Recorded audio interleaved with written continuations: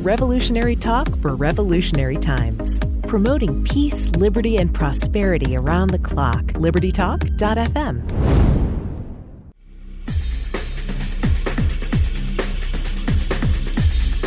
Welcome to Living the Solution with Dr. Elena George.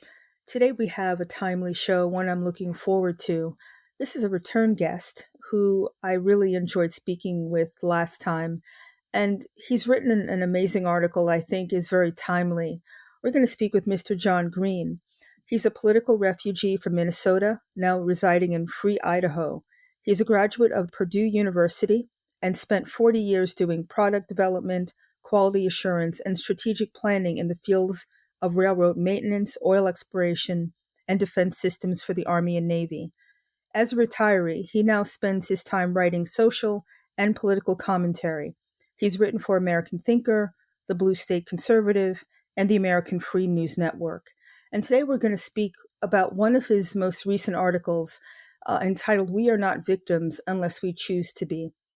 I thought it spoke to me because I've been having this feeling for quite a while, and he was able to put it into a language that I think can speak to everybody, because we all now have to pull together and start handling our business, to put it mildly. So, Mr. Green, thank you so much for joining me today. I'm looking forward to our conversation. Thanks for having me. So am I. Let's start from the beginning. What was the kernel that sparked this article? It's a lot of things going on, but was there something specific that made you say that enough is enough? Yeah, as you mentioned, I spend my time now doing political and social commentary online, and I get a ton of email from people that read my articles, and I was starting to get an alarming amount of email from conservatives that sounded particularly pessimistic about the current state of our country. And it was starting to go kind of along the lines of, our elections are stolen, the courts are corrupt, Congress is broken, deep state controls everything, we're powerless to do anything to stop any of it. And to me, that sounded like an awfully pessimistic outlook for our citizens to have. I started thinking about that and realized that even those of us on the conservative side of the spectrum are beginning to buy into this whole victimhood thing that the left has been pushing on us for a number of years, and that's a very disturbing development in my view. Well, part of the thing that really struck me was I think nobody really realizes it, that it's inundated us, hasn't it? This feeling of learned helplessness or pointing the finger at somebody else, somebody's other, and they did something to you. And so therefore you can wallow in being a victim because you can't do anything. And it strikes me that it's from grade school now, through corporate America, through our interactions with each other. And it was never like that before. No, I don't remember it being like that. When I was a child in school, I was brought up in a scholastic environment where we were taught that we could be however successful we wanted to be. We just needed to be willing to work to achieve it. Now, if you hear the messages that our children are being taught and the messages that are being pushed in the media, our lives are a mess because of the rich, the racists, the homophobes, sexists. We're even being told that we're being victimized by climate deniers and hate speakers. And it just goes on and on and on. And it's like, and the central message for all of this is, and we need the government to fix that. Mm-hmm. And that's pushing a mindset on us that none of it is within our own control. And I think it's important to recognize that is only a mindset. That's the mindset of victimhood, to believe that we don't have control to fix things. Therefore, we need the government or people from that world to protect us from all these things. And the reality is, we have the ability to achieve whatever we want to in life as long as we're willing to work hard enough for it. We have the ability to make our country better as long as we're willing to work at it to make that happen. But that requires us to reject this mindset of victimhood that's been pushed on us for probably 40 years. Well, it's gotten more sophisticated, hasn't it? And it's become more ridiculous. I saw an article online today about how eating chicken, the way you eat chicken and whether you put salt on your food is racist. It just got so preposterous. I had to just turn it off because it was just, I'm not going to let that ruin my energy. But that's the level that we're at. It's so ridiculous. How do people really, I just have to ask, it's rhetorical, of course, but do people really buy this? Or is this the young people who really don't have a frame of reference, who are searching for anything, any excuse that will give them satisfaction of why their lives aren't where they want it to be? Well, I think there's a certain percentage of the population that are more than happy to accept those arguments because it's the lazy way to blame other people for your problems. The whole point of the article that we're talking about was, it's time to pick ourselves up, dust ourselves off, and get back to work. And you don't have to do that if you're comfortable just sitting back and blaming other people for all of your problems. You can go about your day just whining about how pitiful your life is, and isn't it too bad that everybody did that to you? And in your own mind, you can feel comfortable that you didn't do this to yourself. The point of the article we're talking about is, yes, we did do it to ourselves, and recognizing that is tremendously empowering, because once we recognize that we actually contributed to the current mess, then we take back the power to make it better going forward. It's not dependent on all of those other people that the left is telling us are victimizing us. Well, you actually defined victimhood versus being a victim, and I think that was very powerful. Can you just again explain that to our listeners, because it's a very nuanced way of looking at it, but extremely powerful in how you choose to move forward? I was turning this over in my head, and I came to the realization that there's a very big difference between being victimized and accepting victimhood. If someone does something to hurt us, we've been victimized, and that's a physical fact. It's something that really happened. Victimhood, on the other hand, is a state of mind. It's a belief that these things happen to us because they're out of our control and we can't prevent it in the future. It's kind of a mental surrender, if you will. And, when you hear people talking about having been victimized and recovered from it, whether it's from an assault or a rape or any number of things where they could have been hurt by other people, they almost universally say, I refuse to be a victim. The ones that recover universally say that because they have taken the state of mind that, yes, something bad happened to me, but that doesn't define who I am, and that doesn't take my power away from controlling my future. But that is the exact opposite of the language of the left that we're hearing, which is telling us that all the problems you have are because of somebody else, and we can protect you from that.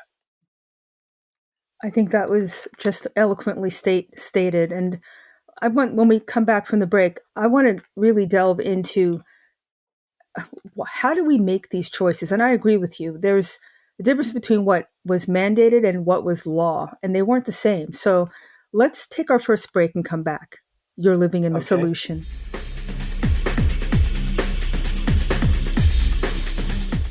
Welcome back to Living the Solution. We're speaking with Mr. John Green, and you can read his articles that he's written on AmericanThinker.com.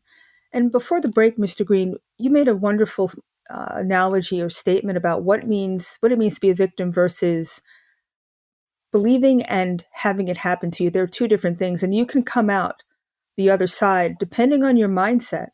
Now, over the last 3 years, we've all been through a lot, to put it mildly.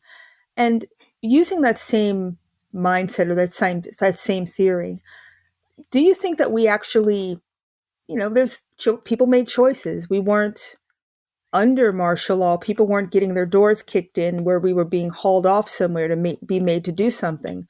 And before the break, I talked about mandate. And a mandate is not a law. It's basically a command, I guess, but it's not legal. So with that mindset, do you think that we hastened down this path because people made a conscious choice to roll over to fear and have somebody take care of them as opposed to being able to stand up and make their own choices? I do believe that. In fact, I've often referred to our COVID reaction as sort of our little test speed date with socialism. We decided to give it a little try and see how we liked it.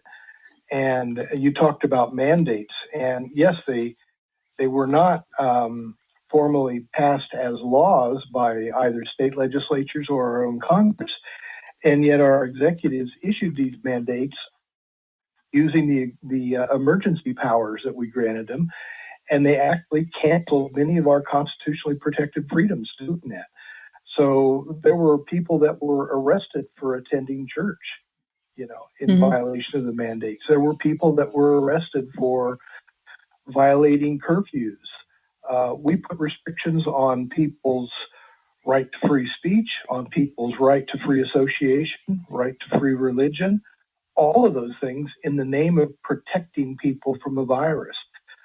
That's how close we can come to accepting tyranny in exchange for the protection that the left is promising us. And it's a very dangerous thing, but we are taking baby steps in the direction of giving up our freedoms to people who want to impose control over us.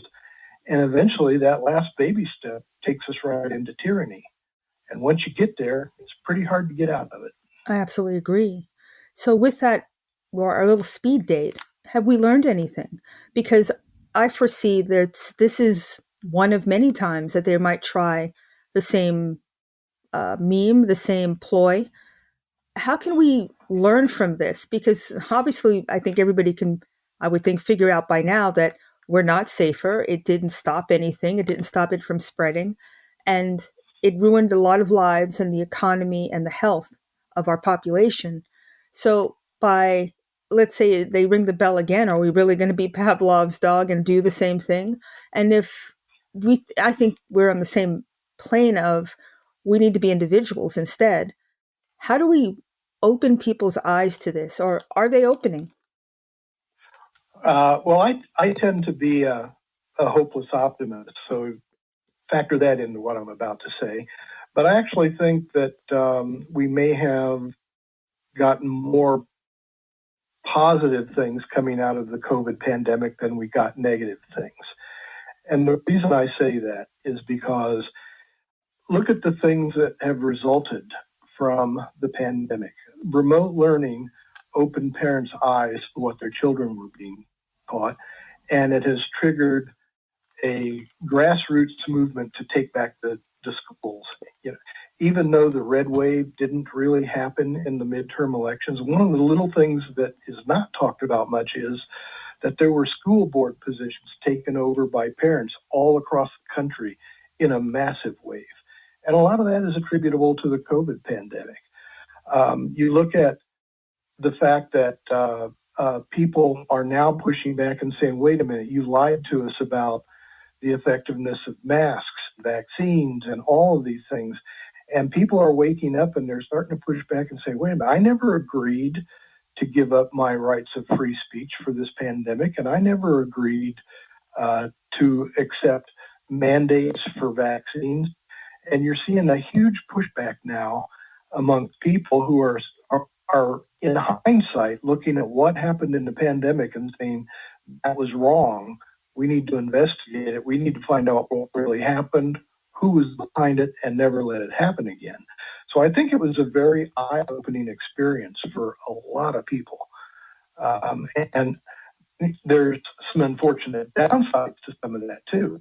We had a number of institutions that sacrificed their credibility during the pandemic, and the medical institution is one of those. A lot of people now are looking at the CDC, the NIH, and even their own family doctors and saying, do I really trust what you're telling me now based on what I heard over the course of the last 3 years? And it has really damaged their credibility. I would agree. I still think that the pendulum is still swinging the wrong direction. I don't know. Recently, I guess today I read about, I guess it's the Attorney General in Washington State wants to enact a law that would make it illegal for people to question the government, question the narrative. And I mean, they won't stop. It's not like, I think we have to be a lot more conscious in our choices, not only of who we will elect, but what we do and what we say. If we kowtow to that, that has a chilling effect on what you just described. Liberty and freedom are not just given to you. You have to earn them. So you have to earn them. Actually, you have to ask for them. You have to demand them. These guys don't care. Oh, you're absolutely right. And we shouldn't be naive to think that the left is going to stop what they're doing just because they've been uncovered. I mean, back in the 1960s, they told us they were going to do a long march through our institutions, and they did it. And part of the mea culpa I was trying to make with the article I wrote was, I am among people who sat back and let them do it.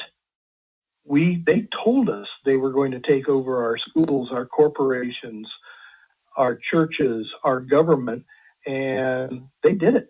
And we did absolutely nothing to stop them from doing that. Mm-hmm. Well, now it's time to start doing something to turn that around. It'll take a long time, but it's certainly doable. Now, it would be naive of us to think that the left is going to stop doing those things. But luckily, people are not falling for it quite as quickly now. If you remember, just a couple of years ago, the Biden administration was planning on standing up the Disinformation Governance Board. Remember that? Yeah, I do. Right. And it died a sudden death, didn't it? Because the American people pushed back and said, wait a minute, we never agreed to this. So, am I at all surprised that somebody in Washington wants to make it illegal to speak against the government? Not in the least.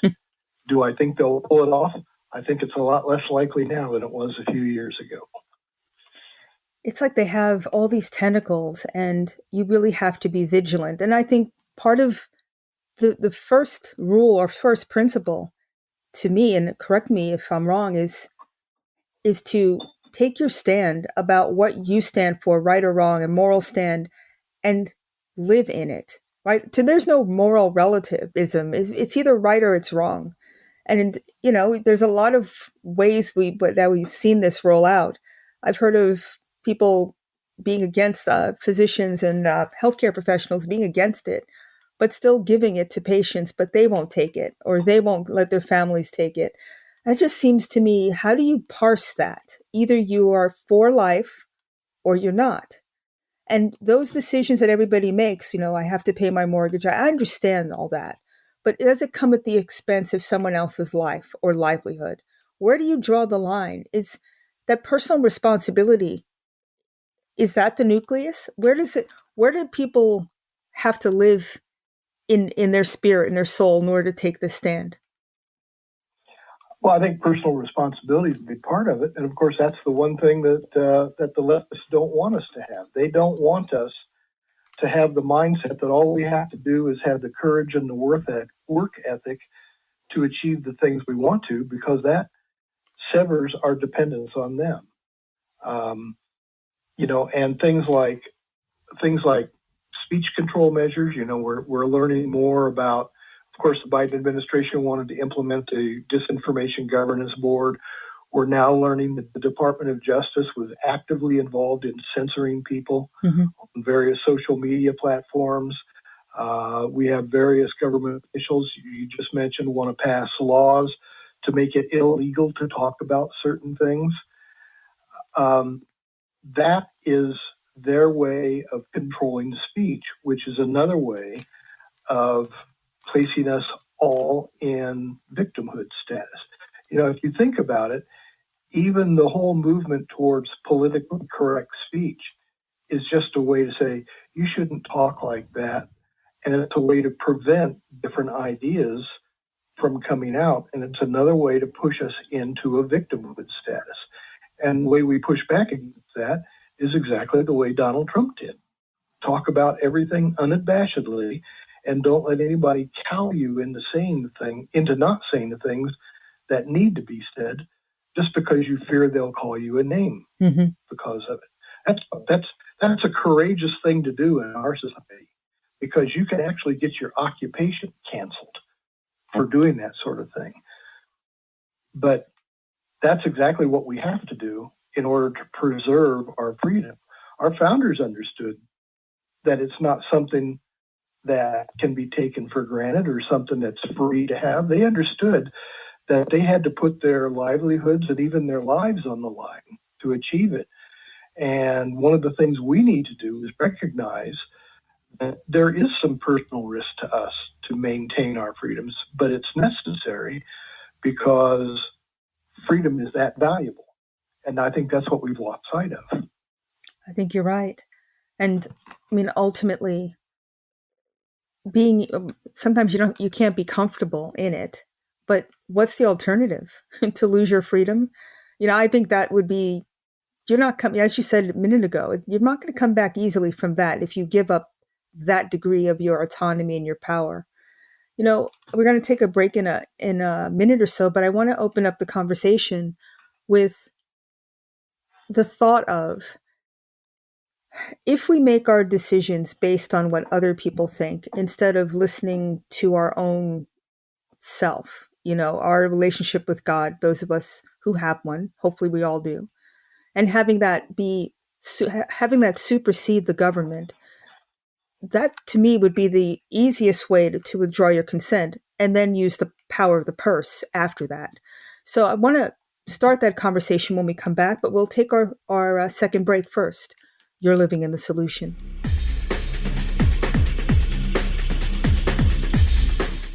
Welcome back to Living the Solution. We're speaking with Mr. John Green. And before the break, I tried to, move the conversation into solutions.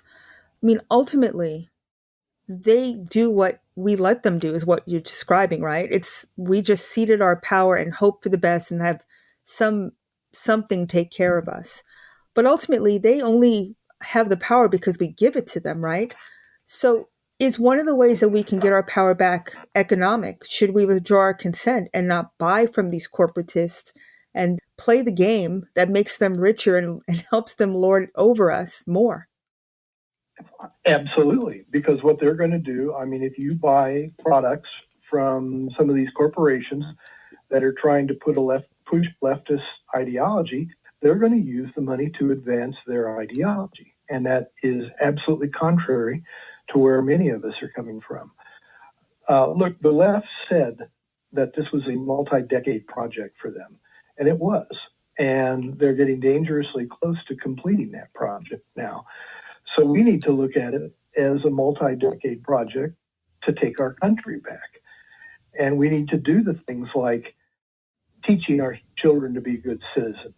We need to preach to our friends and family about the virtues and the costs of freedom. We need to campaign for politicians that share our values, boycott companies that fund the corrosion of our society, get involved in politics ourselves, especially at the local level. I mentioned before, there actually was a bit of a red wave last November, but it happened in city halls and school boards across the country. Parents that were concerned took over city hall seats and school board seats across the country. Well, guess what? That actually has a bigger impact on our personal lives than our politicians in Washington, D.C. do. And we can all get involved in those things.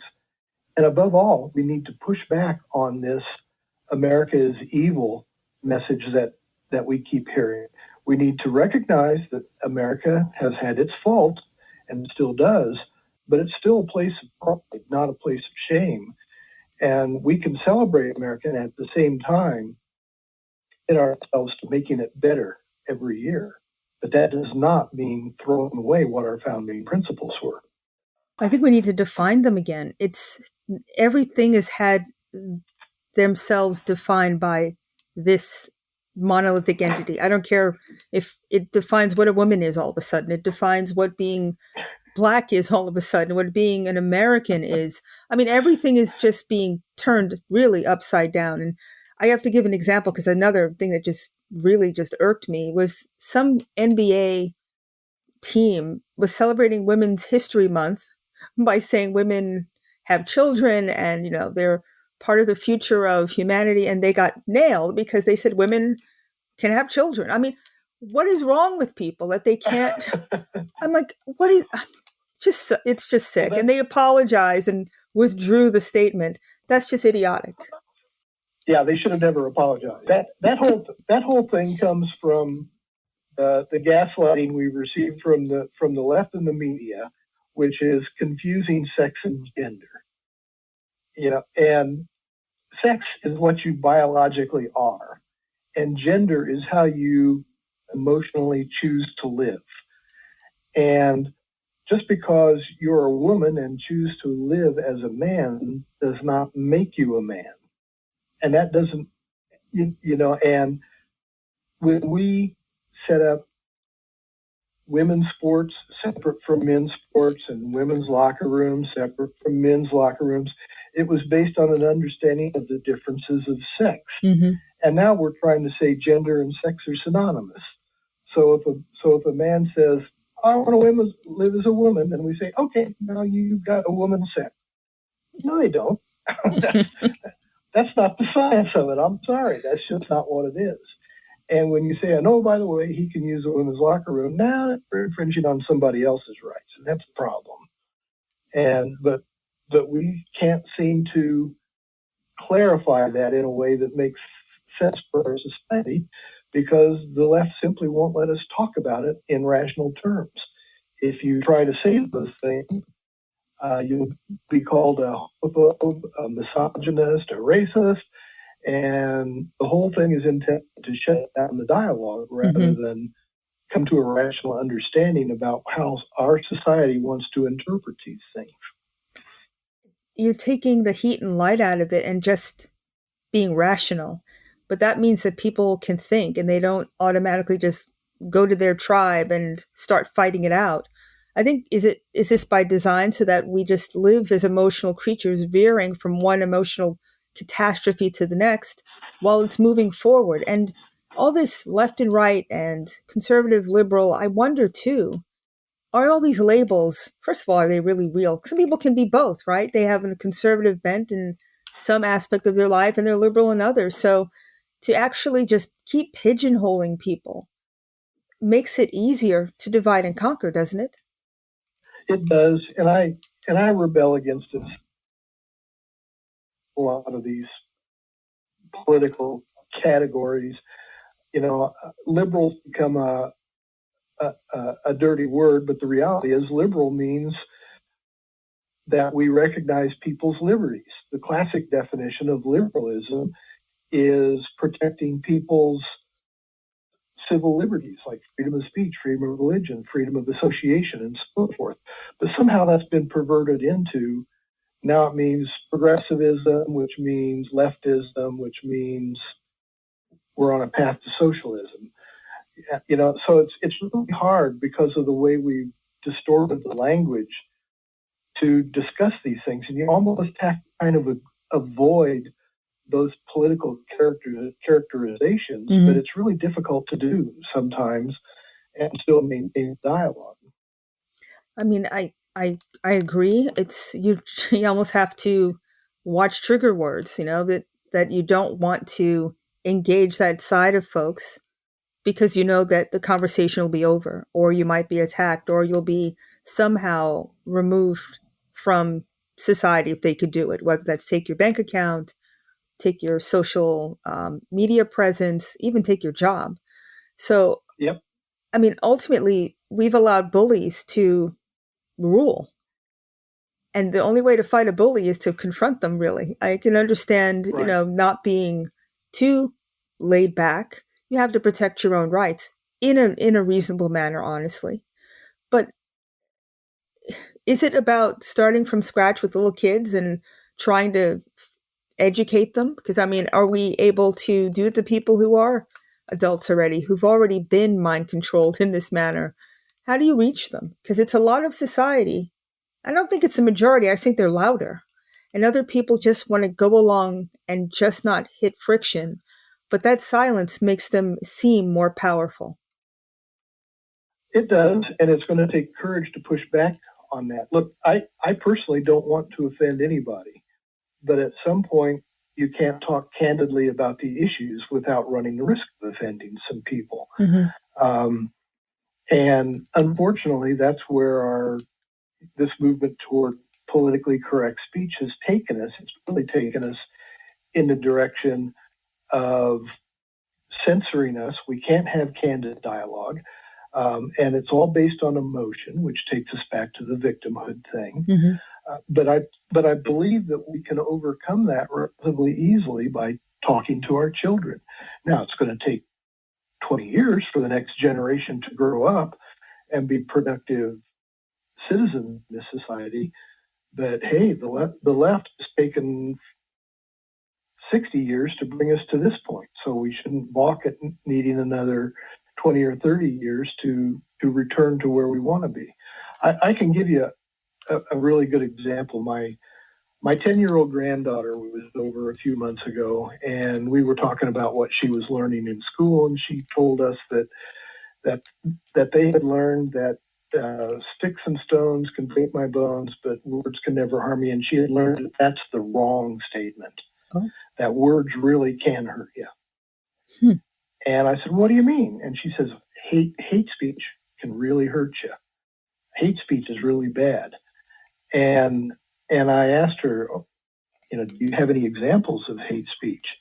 And she said, no, but if we say things that are mean to other people, that really hurts them. I said, okay, well, let me give you an example. Would you say Black Lives Matter is hate speech?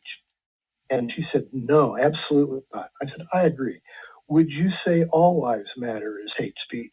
She said, of course not. And I said, no, it is, by the definition of some people.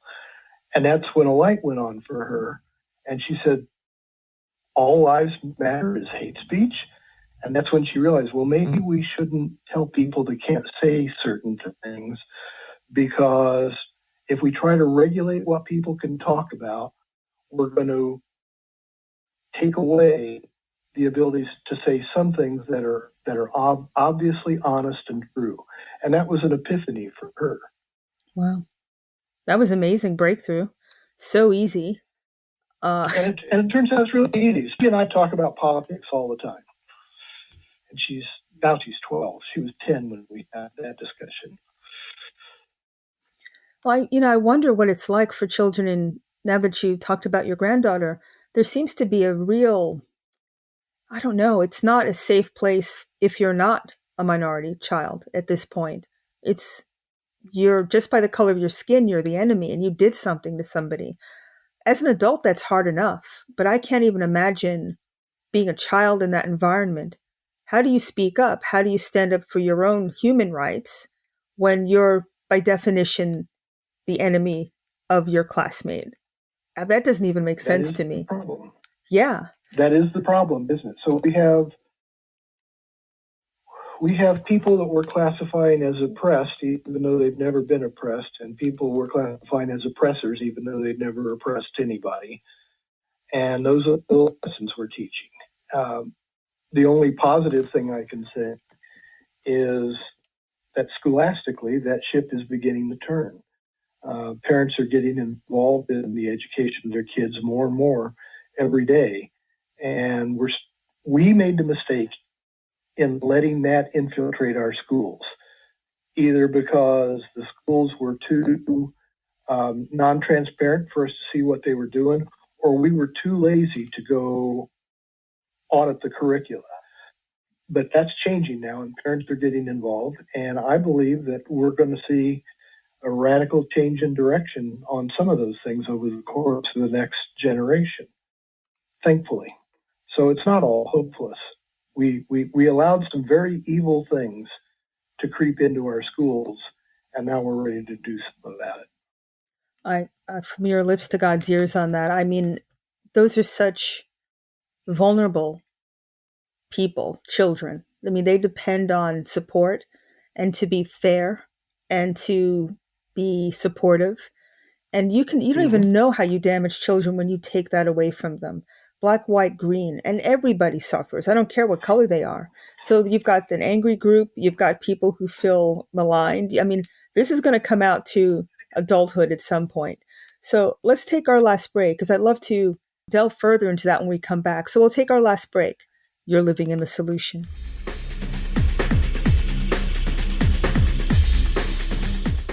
Welcome back to Living Solution. Now, Mr. Green, I know you write for theamericanThinker.com. Where else can people read what you write? I actually have articles that appear on the American Free News Network as well. And sometimes the articles get picked up by some other places, but those are the two primary places that I write. Now, from your granddaughter's point of view, I mean, when you first talked to her, how alarmed were you? I'm sure you tried not to let her see your face when she was saying this, but what did you feel? I mean, that was just something very gut-wrenching. Potentially, she could have said, I'm the problem, and she could have internalized it. Thank God she had support. But what about children who don't? Well, yeah, and think about what sort of mindset we're instilling on minority children when we tell them, you are oppressed, you are oppressed, you are oppressed. And we say it over and over and over. Are we building a mindset where they believe that they can be self-reliant, that they can achieve whatever they want with hard work and ingenuity? Or are we indoctrinating them into this ideology of victimhood where the message is, you're oppressed, there's nothing you can do about it, and you need us to protect you? It doesn't create a person who's self-reliant. It doesn't create Nope. a happy person. And it also creates someone who I think can be very uh, self-damning and also create a lot of havoc for society as well. I mean, it's the most racist thing to tell somebody because of what you look like you can't do. I don't understand how people Of don't course. make that connection between the tenets of liberalism. And it's not just what you look like, it's what sex you are. If you're a woman, you can't do. You know, it doesn't even make sense. But these people buy into it and it almost like it gives them notoriety and credibility and somehow boosts them. It's very schizophrenic in a way. You're special because you're a victim, but through no Yep. other fault except what you look like or how you were born. That doesn't make sense at all. No, it doesn't. But you have to admit that's exactly what's being pushed. Mm-hmm. In fact, the bigger a victim you are, the more you're regarded in our society now. It's almost like we've got the victim Olympics going on or something. And that's to be the exact opposite of what we should be teaching children, to be teaching them self-reliance, Mm-hmm. that they do have the power to control their future, not that they're powerless, unless your objective is to develop a generation of socialists. Now, from their mindset, I think we need to again visit this socialism versus living in a democratic society. They've conflated socialism with democracy, which is not the same thing. Correct. Yeah, I mean, we live in a democratic republic, and we believe in, or our founding principles are based upon capitalism and property ownership and that sort of thing. Socialism is just a mile marker on the way to communism. So socialism is when you say we need to take a bunch of stuff away from private individuals. We need to violate their property rights and give that stuff to some other people. So we are socially redistributing it. The problem is, as Margaret Thatcher pointed out, socialists always run out of other people's money to spend. And so the way they fix that is they start taking more and more and more. So if you take the socialist path, or the socialist fork in the road, if you will, you eventually either reach communism or you have to change paths and go back to capitalism. Socialism never leads to some third destination that works for everybody. It just doesn't work that way. It puts you on a path where you progressively have to take more and more and more away from the private entities and invest it in the public entities until you eventually wind up with the public owning all of it. Now, is there another side to this where instead of it's the private entities, it's the combination of the government and the corporate structure, this fascism essentially, where it's always a public-private partnership where you get rid of all your competition and you're the only game in town. So therefore you set the price, you set the parameters while you give money to the government entity so they stay in power. It's just sick. I mean, is this another way? That's the crony capitalism, right? Which eventually leads to the same place. In crony capitalism, the capitalists get in bed with the government to get special favors to push their competition out and give them a monopoly position. But eventually the government has to start taking away from those corporations as well, because if the more you create dependency on the population on the government, you progressively have to take more and more out of the private sector, even if it's the corporate private sector. Those corporations may think they have a partnership with the government, but the government will violate that in a heartbeat when they need more. Gotcha. And these CEOs that think that they can get in bed with the government and get regulations that will give them, advantages into perpetuity, they're just being naive if they think that will last. I guess Disney is an example of that then, isn't it? Yeah, isn't it though? Also a perfect example of boycott the companies that are pushing ideology that you disagree with. Exactly. So from it also seems too that yes, they keep robbing Peter to pay Paul, raise the taxes, etc. And while they pit us against each other. So we're spending so much time hating on each other while they vacuum all of our resources and our wealth, technically.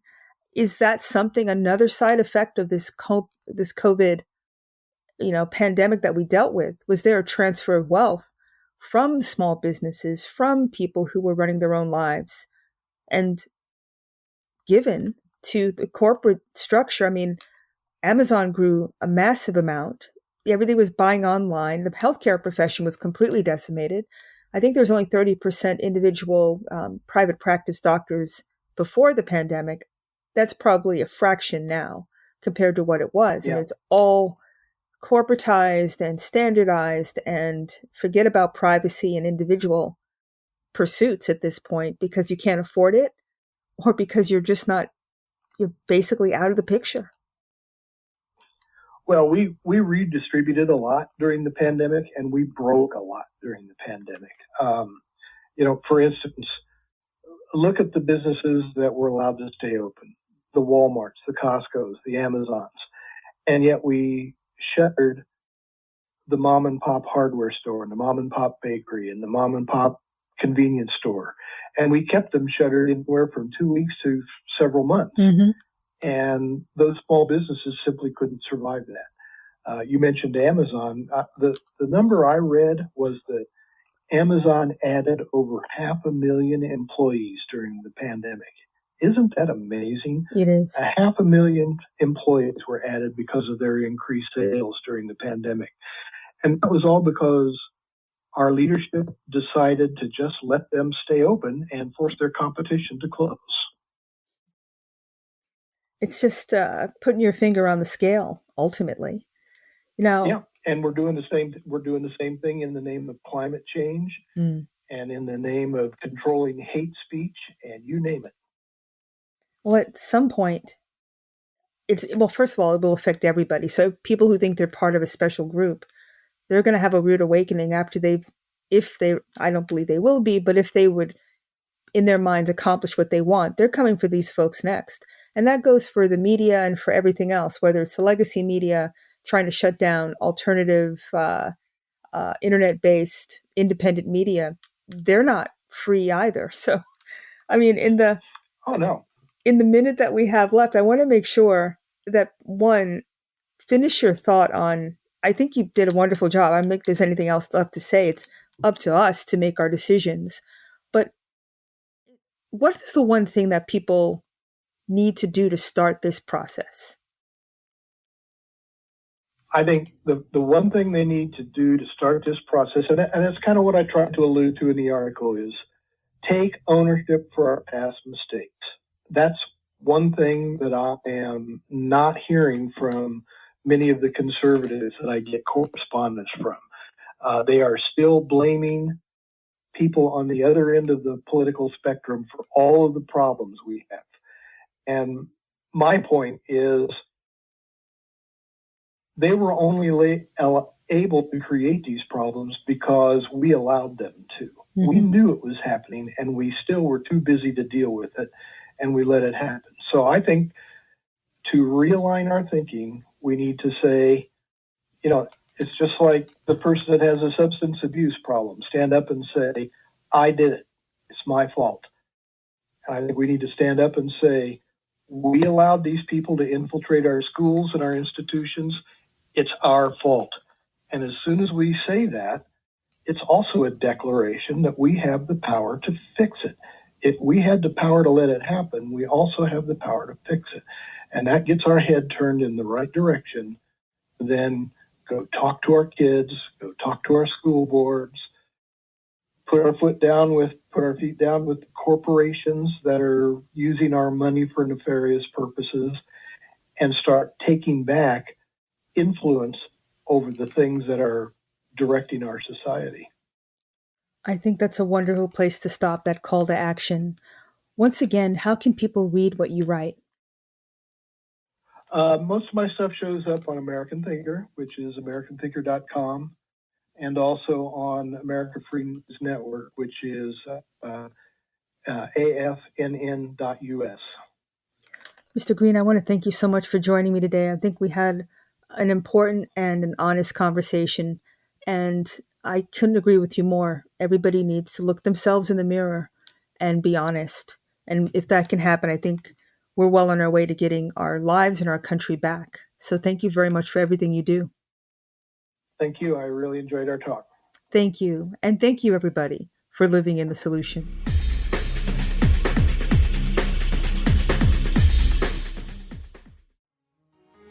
Revolutionary Talk for Revolutionary Times.